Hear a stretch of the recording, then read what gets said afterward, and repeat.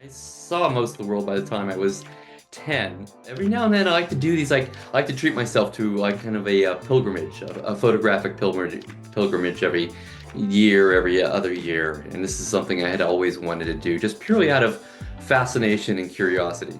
Nobody's ever invaded California, except for us. At age 5, I decided I was going to be an architect. As a photographer, we really exist on our own in this kind of vacuum. The way I like to work is to bypass the mind and to work more straight from the heart. I don't think there's any end. There's no real there, right? And I'm not going to arrive to a style and say, okay, this is it. I avoid answers, right? I'm much more interested in questions. Every day I spent probably more and more time looking out at the mountains and deciding I wanted to be out there and experiencing life and not in a cubicle. I checked through emails how we met, exactly when we met, and it happened to be December 2017. So that was in Beijing. Yes. We met at a cafe. I want to ask you, well, at that time you were photographing one of the buildings in Beijing by Ma Yansan. So I wonder what you were doing in Beijing and what kind of relationship you have with China, because I understand it's a kind of recurrent interest of yours. If you could talk about that just to start. Yeah, I had actually I was actually there initially to photograph Tianjin Library by MVRDV for Azure magazine. And so I was absolutely fascinated by the structure.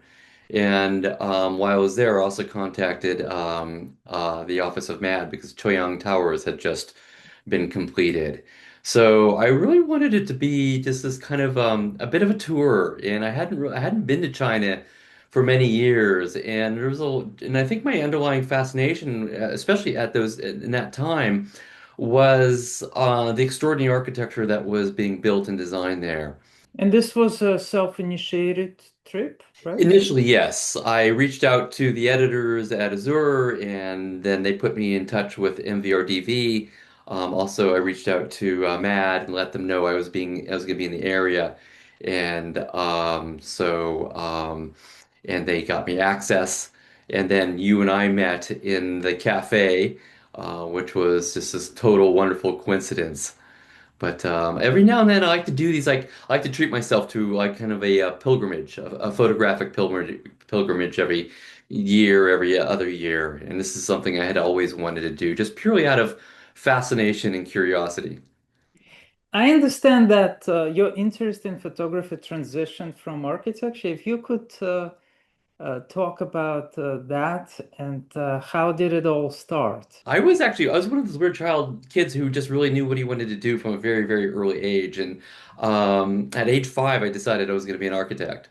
And I had grown up around numerous architects in the San Francisco Bay Area, and it was it was in the 70s, and there was a lot of really kind of exciting things happening. A lot of use of wood and glass and original materials. It was kind of very bohemian and freeform, and so I grew up in these homes, and I had a real strong sense of what good architecture and design really meant, and there was a kind of an of experiencing these spaces that I really loved.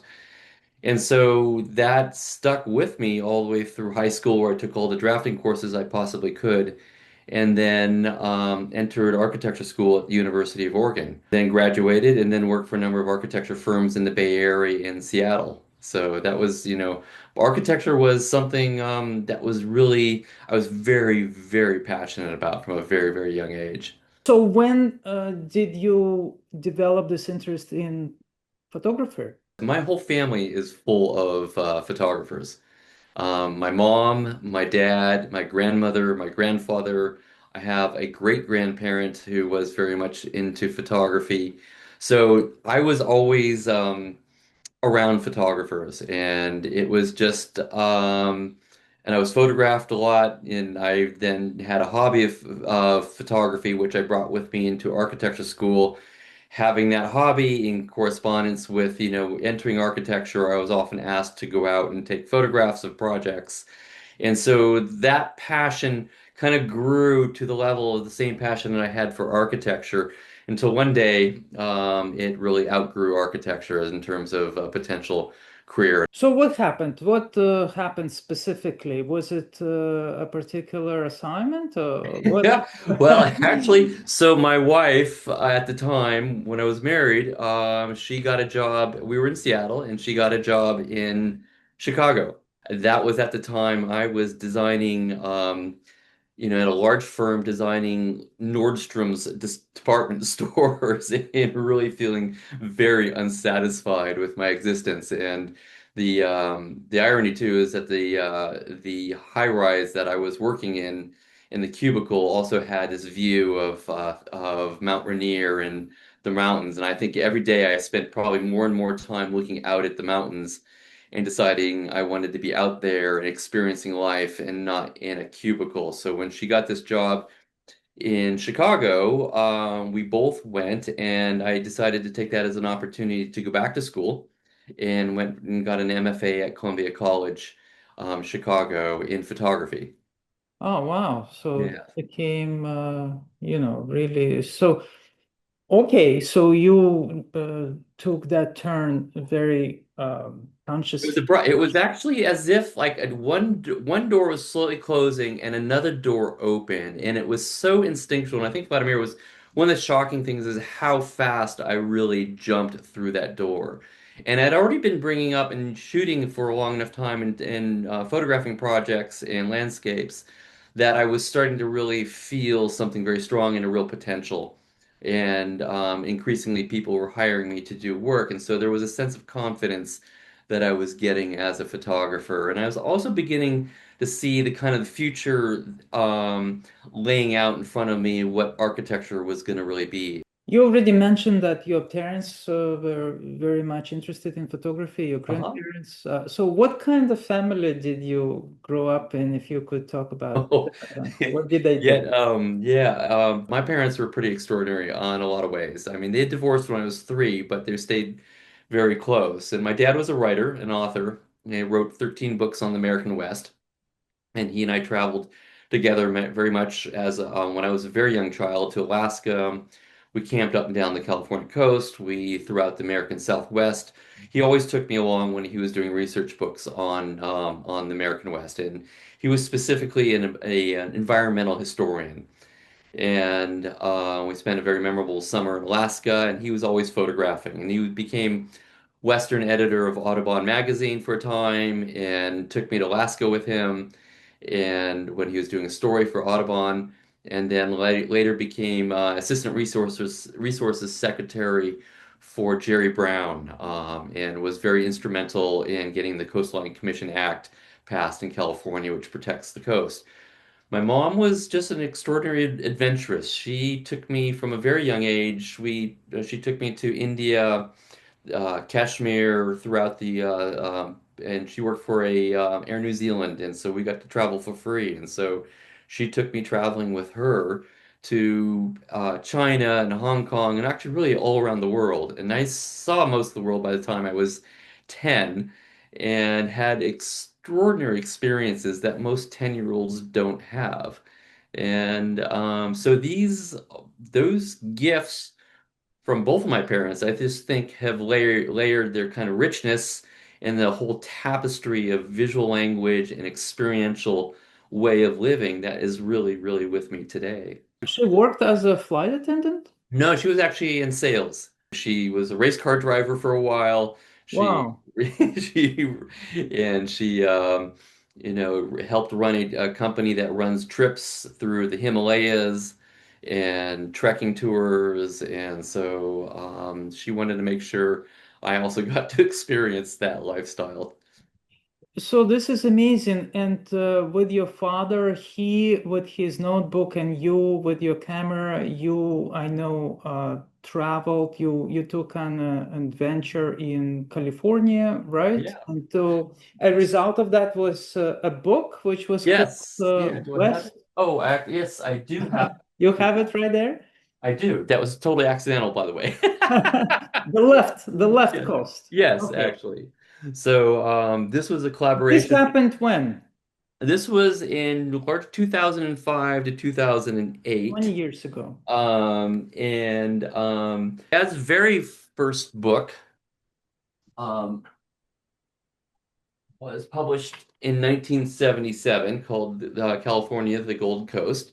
And I traveled with him as a very young child as we camped up and down the coastline. Later, when I became a photographer, it just became obvious that we were going to do a book together. And so we traveled together oftentimes, and we also traveled. How did you travel? Was he a flight pilot or no? No, no, no, no, no, no. No, We he camped. wasn't. We camped. Yeah, it's 1,100 miles of Yeah. coastline. So So you we drove a camped. car. Yeah, and we drove, as we always drove, and we had, many epic driving journeys. We drove to Alaska once, and but for this project, I had a Westfalia camper van, and so I basically lived out of the camper van, and just popped the top and camped, and had a whole kitchen set up inside, and I photographed the entire project with a large format view camera, so on large plate film. And it was, and Dad would draft the history, and when we traveled together, he could just literally tell me the history of any given location on the California coastline, what had happened there, what, from the early Native Americans, from prehistory to the boom and bust cycle of the conquest of, the California coastline, when the Spanish were there, and he just had this, was an incredible encyclopedia of language. So it kind of layered this sense of history in what I later call loaded landscapes, where history really imbues a sense of, or landscape really imbues a sense of history, narrative, fact, fiction, from all the kind of cultures who come through that space. And so my challenge was to photograph these loaded landscapes and create these very still images that were kind of imbued with this kind of narrative, right? This very multi-dimensional narrative that to me is one of the most fascinating components of how photography can tell stories. I wonder if you could share some other most exciting photography projects that you undertook, and I wonder how they were initiated. Was it by you or were they assignments? If you could maybe mention a few of those journeys. I would say probably the project that really stands out to me is my experience on Fogo Island, photographing for Zeta Cobb, who commissioned the Fogo Island Inn and the artist studios. And Fogo Island is a very small, rocky peninsula about the size of Manhattan Island off the northern coast of Newfoundland. And this was originally a magazine assignment by Monocle Magazine that was documenting the opening of this new five-star inn in the middle of nowhere, far away, as they say. And it's very inaccessible. And this inn was designed by Todd Saunders, who is a Norway-based architect, but originally from Canada. And these very modern structures of not just the inn, but all these artist residencies placed around the island. So I was originally commissioned to go there by Monocle Magazine, which started a relationship with Zeta, who then commissioned me to come back to Fogo Island repeatedly over the next 10 years. And this is actually still is a relationship that goes on today, having just made my 11th trip to Fogo Island. Wow. But initially, when it opened in 2013, I came out, through those next couple of years many times to photograph not just the inn, but the island, the culture, the sense of place. And this is kind of like a perfect kind of divergence from the California trip or coastal book where I was photographing landscape and this layering of history. This is when I could also take a lot of those same concepts and really expand on them in Fogo Island. And so the idea was for me to be there. They have what they call seven seasons, and a lot of them are very cold. And the weather there is extraordinarily dramatic, and so therefore the light is unbelievable. And I love really dramatic light. That to me is something, my happiest condition or a photographic circumstances to be photographing in a snowstorm or a blizzard. In all these multitude of moods and and character as it changed from season to season, and then how these structures really kind of changed in their own personality through weather and through light. And I guess the result of those 11 trips were publications, right? Or Man, the yes, book it was they. coming or not yet? I mean, hundreds, actually. I mean, everything from National Geographic to Newsweek to Time, every major magazine, one way or another, has done a story on Fogo Island because it is such a unique story. And the whole, even though the inn is, a five-star inn, it's built as a model to rejuvenate a local economy. And that's one of the amazing stories about this. And it's all built with using local materials. The food is sourced locally. It was built with sustainability, at really not just in mind, but at the highest priority. And then all the money, it's a nonprofit, goes back into the community. And then the artists were invited for free to come and stay in these amazing studios as part of a ongoing, artist retreats. And then they have give talks at the gallery in the hotel for the guests, and there's an amazing museum space there and a film space where a lot of people from different worlds can really kind of mix and share ideas and to really understand sense of place. And also the people there, they're family now, right? And they're just it's when I go back, I know so many people and it really feels like another home.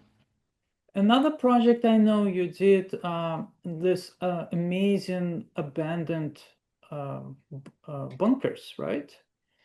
Could you talk about that? Where are they located? Also in California or in Yeah. different places? Yeah, so this project, I started photographing the bunkers and ruins of war, all specifically located in the opening of the bay to the Golden Gate, through the Golden Gate Bridge in San Francisco.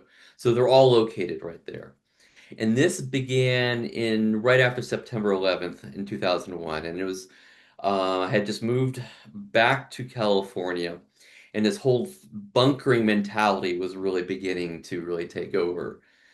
And I was just out of graduate school, and I think, Bernard and Hilla Bescher were still very much in my mind, having been influential to me also when I was an architect or in the architectural profession. And so I started it off as this kind of typological study of these structures, kind of these ultimate modern structures, completely devoid of any kind of decor, and were purely built for function. And I knew these structures as a child, having grown up around and played on them and fallen off them and had school groups, got to them. But so they were deeply familiar. But what I wanted to start doing is just documenting these structures. Well, that project turned into a couple of years, and then a major publisher got involved in 2008 to turn it into a book. And then 2008 turned into not a great year for publishing because the whole financial economy collapsed. And that was probably one of the best gifts possible because I don't think my work was really ready. So I kept going back. And to this day, I'm still going back and photographing these projects. And what they've become is these really very brutalist structures over time have become almost actually quite beautiful. And as they decay and as they were built to withstand the worst impulses of humanity, which is to make war, they've actually become quite beautiful and they're pulling apart, and nature is exquisitely kind of reducing them to rubble and pieces. The graffiti has evolved over the years, and different generations of graffiti have come along. And they're just, they're become this really silent testament to what our national mood really is. And they've become autobiographical, they become kind of very emblematic of what's happening in so many ways. But these bunkers were built from the Spanish-American War, Civil War, World War One, World War Two. They were all obsolete by the time they were done being finished, and they were all built in anticipation of the enemy that never came. Right. Nobody's ever invaded California except for us. And so they're all pointed out to the Pacific Ocean, anticipating, the enemy. And yet the enemy is becoming something more, especially after 2001, bunkers became obsolete, and everything changed into something else and is now or de-evolved into something further. But what I love about these structures is over time, and now 25 years, 26 years, is they've become something completely different. And it becomes almost like a study of impermanence. And so they're all rendered photographed in fog as if that was right in that silent aftermath of a conflict and war. And some of them look like they're in the jungles of Burma and overgrown with vines. A lot of them look like the beaches in Normandy, but they're all in the San Francisco Bay Area. And so they're very much studies on states of mind, architecture coming apart and impermanence. What are some of the challenges of being an independent photographer? It can be very isolating. And I love my time on my own, and I love the experience of sometimes working just really in my own space and in my own headspace, and really letting that imagination and creativity really flow.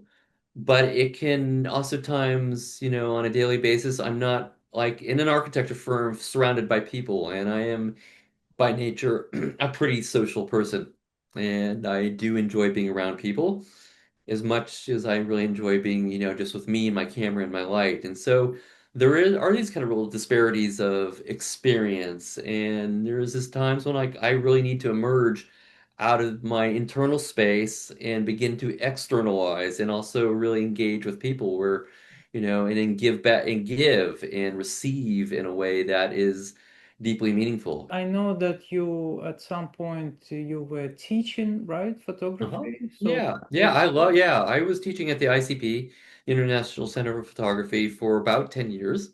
And I was teaching landscape classes. I was taught a class on portraiture of photographing complete strangers, which is, a way of actually for me to engage with people. And portraiture is a huge component of what I love to do.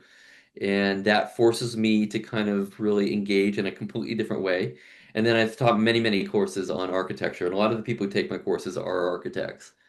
And so they were a little bit more on the elements of, what I really think of, architecture is, the poetic elements of architecture, of really the emotional component of architecture, and getting students to see, it's not really about the technical aspects of photography because individuals can learn that anyway. It's more of how we emotionally, as image makers, engage place and structure in a way that conveys mood and emotion. if you were to name 5, 7, 10 photographs of your own, what would they be? And I'm talking about the ones that gave you the biggest joy. Certainly a number of images that I photographed in Fogo Island, and specifically one of the small artist studios, literally sitting on this rocky edge. It's called Squish Studio, and it's this small little white structure on the edge of the earth. And Fogo is known as the fourth corner of the earth by the flat by the Flat Earth Society. Um, and it's perched there, and it's photographed with these waves and crashing North Pacific, and it's this isolated little structure, kind of sitting in defiance and in harmony with its natural environments. And I think the images that really are of their place and of their context really draw me the strongest. Another one is I photographed in Iceland um, a number of years ago, where I shot this project of a concrete factory that had been repurposed into a vacation cabin. And again, it's just really this kind of surreal image of the structure of this utilitarian structure of this concrete factory, but it has been totally turned into this beautiful space on the interior and has been largely left alone on the exterior in the midst of this beautifully wild environment. Another one is certainly photographed in right after Hurricane Sandy, and it's of the Jetstar roller coaster when it had gotten swept off the pier and then dropped into the ocean. And what you see is this roller coaster literally rising out of the waves. And I photographed that on large format film, and right after the storm, and I did a whole series of that image.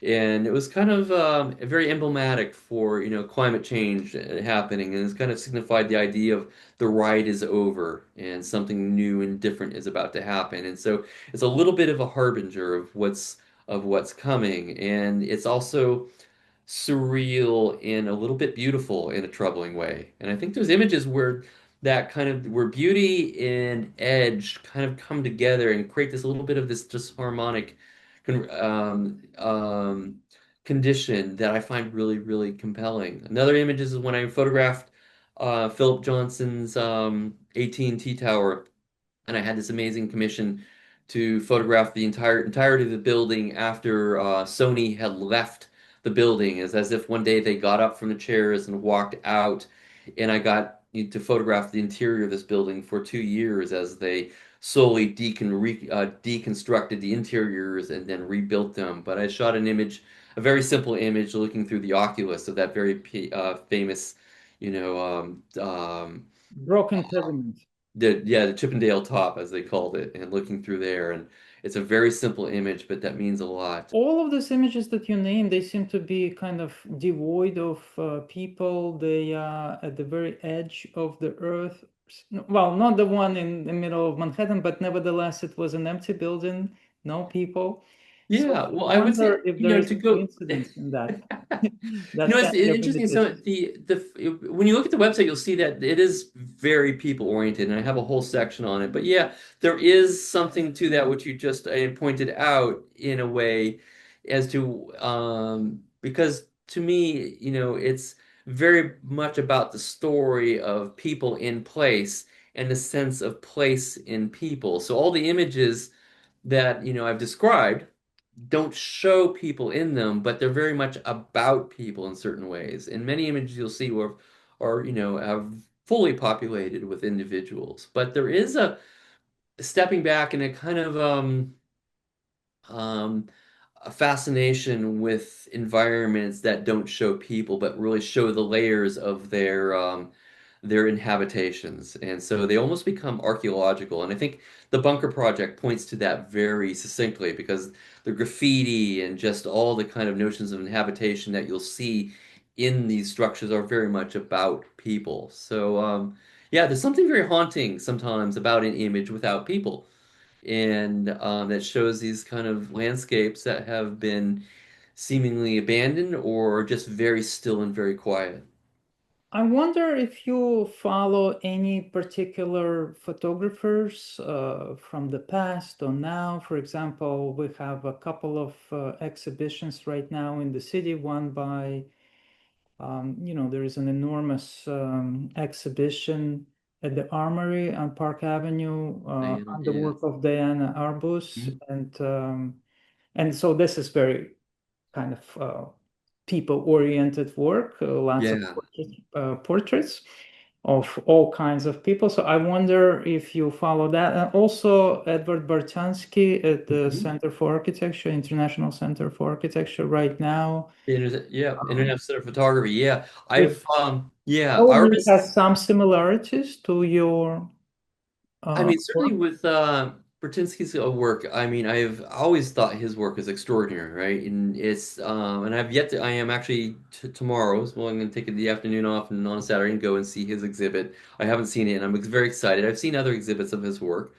Um, his work has a resonance that is extraordinary, right? And he has this extraordinary ability of weaving the sublime and the horrific conditions, beauty, narrative, all within this very aesthetic image, right? That's really quite remarkable. Another photographer I think was equal, maybe a little bit more influential for me, and who I know personally and has mentored me, is Richard Mizrak. And Richard's work has really engaged similar works over time, and really is also a master at weaving these kind of aesthetics that are seemingly disjointed and yet combine perfectly within an image that becomes very disharmonic, very seductive, and also disturbing at the same time. And Richard's work, is really bridges those gaps too, and even, more horrifically in certain examples of his work. So those are two photographers, whose works are very large scale, very landscape oriented. Architectural photographers, I mean, going back, certainly the work of the Beschers and the German school of photography that came out there with Candida Hoffer and Andreas Gursky and a number of others, have been very influential, and I have always kind of kept, in mind in certain ways. Individual's work, who I really love, architectural photography that I think is absolutely amazing, is the work of Helen Benet. Her beautiful black and whites of, Libeskind, Zaha Hadid, and a number of others. And she's really kind of raised that to a fine art of studying. A lot of these buildings are even under construction, and she has an exquisite way of working with form and light through these black and white images. Another photographer, not many people have heard a lot, but is also had profound influence on me is Henry Plummer. Really kind of coined the term of the poetics of light, and he's certainly worked well a lot with Tadao Ando. And photographed a lot of Stephen Hall's early works, Jean Nouvel's works, and he's Is he probably based in Chicago? yes in Illinois. You know, he's Yeah, teaching at the yeah. So he Institute of, so yeah. he's a catalyst actually that really started putting the idea of becoming a photographer into my mind when I was in architecture school at the University of Oregon. He came and taught a class of photography in the graduate program of our architecture program, and I was an undergraduate. It was a 5-year program at the time, and I badgered my way in there. I until to because it was not a class open to the lowly undergraduate, so to speak. And but I kind of persistently just kept showing up and showing up. And so I saw that I was not going away, and so he let me audit the class and sit in, and then I monopolized all his after hours office time, showing my landscape work and just talking with him. And he has again has really raised this notion of poetics and light and form and texture into an image that is just extraordinary. And then he's written these incredible books, The Poetics of Light, which is one. I think the other one is The Architecture of Natural Light, which is another book, is more recent book of his. And um, when I teach photography, I often teach a lot of, I his or I share his essays, and I think his work has been hugely influential and increasingly so even as I go back and really get back to these real poetic aspects of architecture that conveys emotion. Yeah, I believe he was a professor of Gondon of Vector Architects, Right. a firm in Beijing, and they've recently a book was published by Rizzoli, and I know he contributed a major text, and it influenced a lot this Yeah. architect. Yeah. And his writing is not only his photography is beautiful, his writing is beautiful. The architects who really understand light are the ones who really influence the most. And I would certainly see, Tadao Ando is, always is ranks very high in terms of how, to me, and how is the subtlety in his drama, and how light interacts with his surfaces. So certainly Stephen Hall, whose works I've, photographed more frequently, and had conversations with, he's, an incredible craftsperson of light and form, and a number of other architects. And so to engage that photographically is, for me, it's like play. It's just pure experience and emotion, and that's where I really, really get excited. You told me that when you photographed a particular installation, an art installation by Cecile Beaumont, uh, Hmm? he asked you to take pictures while listening to the music, and he advised you to kind of relax your preconceptions about architectural photography and what photographs or images of should look like. Yeah. So, what do you think he meant, and how was that experience? It was a catalyst for so much, Vladimir. First of all, that was probably one of my first true architectural commissions I had ever had. Was my very first one because I had actually been photographing for mostly magazines and had gone more of a fine art and journalism route after graduating from a photography school. And so was mostly photographing for major magazines and became a little bit more known as the architecture guy. And so ID magazine at the time, when it was still in existence, was commissioning me a fair amount, and they asked me to go to Chicago, and photograph an installation by some guy named Cecil Bauman. And I had no idea who that was. And I later realized that, he was such an incredible influence on everybody from Philip Johnson to pretty much, Yeah, Bram Koolhaas, Cookhouse and everybody, Tortilla, right? a And lot so of he met me there in Chicago, and it was an installation of Element and Hinge, and it was in this gallery space, and it was this like multi-dimensional structure, and that started a relationship with Cecil to the point where he started sending me to other projects. He sent me to Tokyo to photograph an installation there, to the other side of the world, to Alaska, to another place, Philadelphia, all over the place. So I was working with Cecil before I was really working with any other designers, and I was shooting most of this stuff with large format films. I really hadn't made the digital transition yet. But one of his early instructions to me was to listen to the music. And Cecil is a classically trained pianist and a musician, and is also, his background is really in mathematics and engineering. And so these are kind of harmonic convergences that come together for him in his structures in this incredible multidimensional way that reveals itself in this very simple beauty. And I think what I really remember him is really what he was telling me was just to relax my approach as an architectural approach, but to engage it as an emotional experience. I did the best that I could at the time, but that is an instruction that has really stayed with me through other projects. And Daniel Liebskin asked me to do something similar when I was working on a book project with him, photographing his works throughout North America, and it was more of an emotional process. Zita Cobb, when asking me to photograph Fogo Island in the spaces there, asked me to dream. She said her only instruction to me was she wanted me to dream, right? To plug into the space, the subtle space in the mind that's really linked to the heart, and not into literally to bypass the mind in a lot of ways. And similar with Cecil Bauman and Liebskin and some of the way I like to work is to bypass the mind and to work more straight from the heart. Any other influential people that you might remember who gave you an important advice that really transformed you as a photographer or even as a person?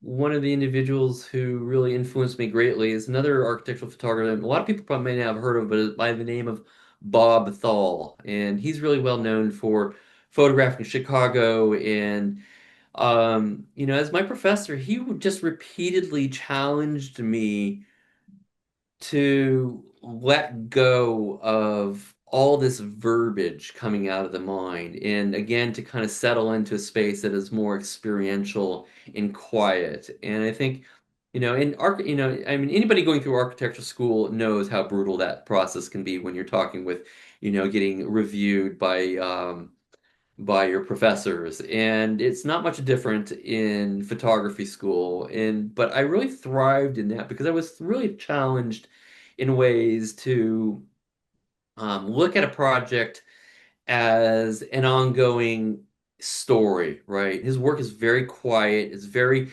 seemingly sterile in certain ways and very architectonic, and yet it reveals a kind of emotion that is complex. And I think there's a real mastery when you can get to that. And this is something I'm still really striving and pushing my work. And I think there is, this continual desire to continue to push my work and to continue to evolve. If you could elaborate on your phrase, you said essentially my photography attempts to convey the emotions of space, place, and people in a way that helps me and us to feel something. Yes. If you could Feel something. elaborate a little Yeah, bit. right. Architecture, when beautifully designed into a space, you feel something. It's like stepping into a structure by Ted Orlando or Stephen Hall or any other great architects where you feel it. And also all the many other architects who create homes for us who, whether it's, residential work or large scale residential, who've really put the time and effort into design as if the human beings who were inhabiting those spaces really mattered, right? Because we are sensual beings. We experience light, we experience sound, we texture, touch. We love to experience in a lot of different ways. And I think architecture that really wakens those experiences really helps us feel alive and energized. And that can be the home and the way in which we set up our homes. It can be, it's can be that magical space in that little corner, next to your bookcase and a reading lamp and the place where you go into your own house where you like to inhabit. These are small things, right? To the larger things of how we really experience light as it really interacts with form. And I like to call it dancing with form, right? When it's this kind of symbiotic element of texture, light, and form when it all comes together. And that creates experience. And I think when we experience and we feel something, we feel alive. And again, it's a way of, disconnecting from our technology and actually really connecting to how we feel and how we relate to each other. Would you say you have mastered a certain technique or have a particular style to work? How would we recognize Alex Fradkin's picture? Hopefully by photographs that convey emotion and all these things that, I kind of really putting out there and almost challenging people to really, feel. And as a photographer, that's how I'm really trying to, further the discussion of the relevance of photography, but also how we experience life in the world and people and buildings and landscapes, right? If we have more of these connections and emotional connections to space, then I think we live on this earth in a very different way than we currently are. If there's a style, if that can be encapsulated in style, it's what I'm striving for, and it's what I push my work towards every day. If I feel like I'm starting to learn a quote style, I try to also disengage and will try to challenge that and push that further. I don't think there's any end. There's no real there, right? And I'm not going to arrive to a style and say, okay, this is it, because styles are, inevitably are obsolete within, 6 to 8 months. So I very actively, through 20 plus years of being a photographer, I've tried to resist my work falling into any kind of trends or styles because they expire so quickly. Maybe You that sounds really vague and kind of squishy, but there very is, wait. again, yeah. There is a more like I avoid answers, right? I'm much more interested in questions. Mhm. Maybe it would be great for becoming a politician. I don't know, right? I don't answer your question necessarily. I go off in all these other directions. So I apologize for that, but or I don't apologize for You said buildings are like people, they don't reveal themselves immediately. If you could maybe pick up on. Yeah, it's their personality. A designer and an architect has a personality with a client, right? They've created the space through a lot of vision and through a great deal of effort and many years of collaboration. So again, back to the old idea of loaded landscapes, of how landscapes are kind of imbued. I think architecture, is imbued with those ideals and those intentions, and then the reality of the building is imbued with the reality intentions of, the people who are there. And I think there is a layering of history that happens in space. I don't know, how that's a kind of a little bit more of an ephemeral quality, but a building also really kind of gains a sense of personality over time and in different lighting conditions. The building you'll have during a rainstorm is very different from a sunny day, which is different from being in a dense fog or snow conditions, right? The building almost reveals itself as a totally different sense of being in these other lighting conditions and seasons. And then if I get to revisit a building over time, it's I'm different when I come back and I engage the building in totally differently because I'm seeing it fresh. I'm seeing it, the images I had previously created, and then I get to go back, some months or years later and create another round of images, and it reveals itself, differently. A classic structure which I've been photographing for years now, a very small building, St. Ignatius Church, which was designed by Stephen Hall. And it's really about the light that moves within the interior. And I haven't really photographed much on the exterior of that building. It's the interior that's drawn me back maybe 3 to 5 visits over 6 to 7, 8 years. And it was actually, a structure that I was fascinated with when I was first, graduated from architecture school because I was living in Seattle at the time, and I didn't photograph it then. I only came back to photograph St. Ignatius, it's close to 20 years later. But over time, photographing that space has meant very different things to me. And so there's a character which begins to emerge over that repetition. The Bunker Project, perfect, even a more extreme example of photographing the same structures over many, many, many, many years. And the personality of the structures really revealing themselves in completely different ways. And it's extreme, right? Because they were intact and a lot of them were kind of crumbling apart and have been overgrown and graffitied over. So you see that change, but there is a real kind of quality of personality and characterization that I love to try to document as best I can. You said I often like to think of myself as a storyteller. Along with thinking of myself as a photographic storyteller, I also regard myself as a witness and an activist. This has never been more important than now in this particular historic moment. So, what do you wish your photography could tell? We are in the nexus of, these three extraordinary convergences that are happening real literally in our lifetime, right? With our climate, with climate change happening so fast, and we're literally going over the edge on that one. The complete total dismantling of our democracy is happening. It's not an abstract thought. It is literally occurring in the streets of our cities and is happening all around us. The politics and, our notion of a free society and what this country once represented is literally going off the edge right now. Technology, again, AI and what that is going to bring to everybody's professions. Nobody really knows what's that happened, but that door has been opened. The cat is out of the box. It's gone. We're all over. It's going over the edge. How long we send up in free fall and if we crash at the bottom, I don't know what that story is.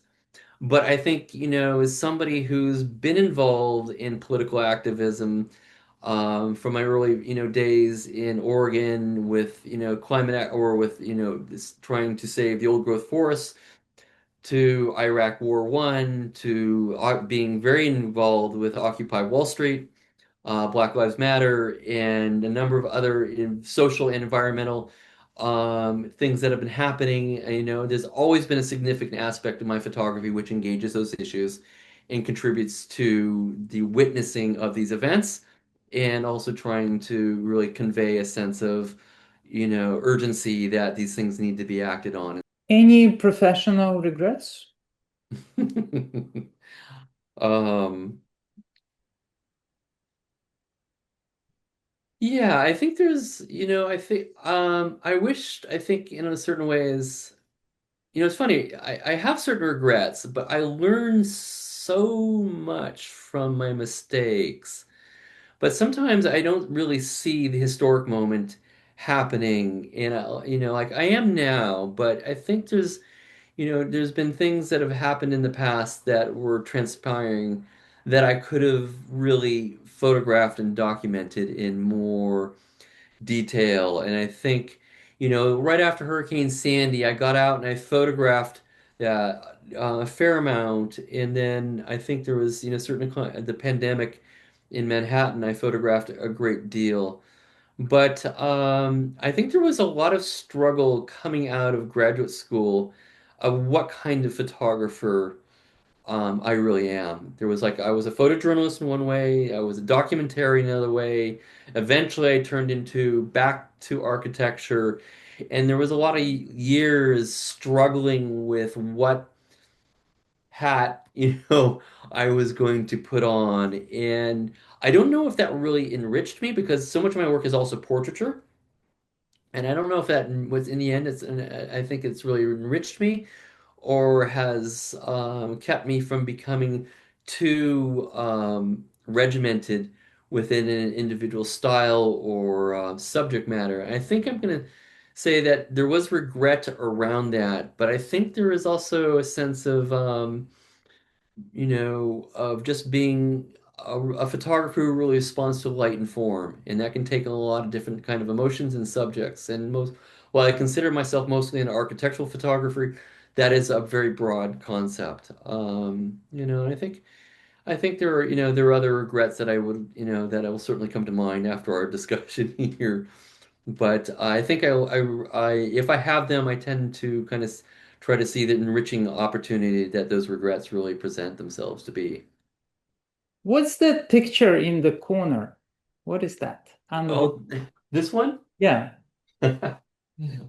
Well, this is the picture in the back of my dad and I that Ah, I okay. took during our book, the Left Coast, our California book project. It shows us goofing around, pretending to fight, hugging, hanging out, arguing, and the process that we went through, as a father-son, working on this project together. And we went through all of it. A very strong-minded writer, a very strong-minded photographer, a couple alpha males, Alpha and males. alpha males, or whatever you want to call it, or overly opinionated males. And that was a real lesson in actually my learning to listen to my dad and really rely on his expertise. I think I kind of came in there. I'm an artist. I'm a photographer. And I think my regret there is that I probably could have listened to him a little bit more and have engaged that project really from a more experiential place, from his incredible deep well of history and knowledge. And what did his advice, what was his advice to you that, you know, helped you, or maybe you are still working on that? No, I'm happy to explain that one, both from both my parents actually. From my dad, it was a real love of landscape and place. And I don't think I've ever met an individual who was so at ease and in his element when he was in nature.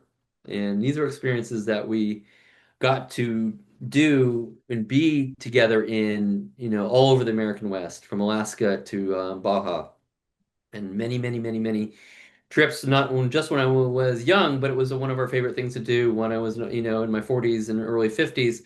Is to spend that time with him in nature, and he could disconnect from all the noise and all the distractions and really be in place.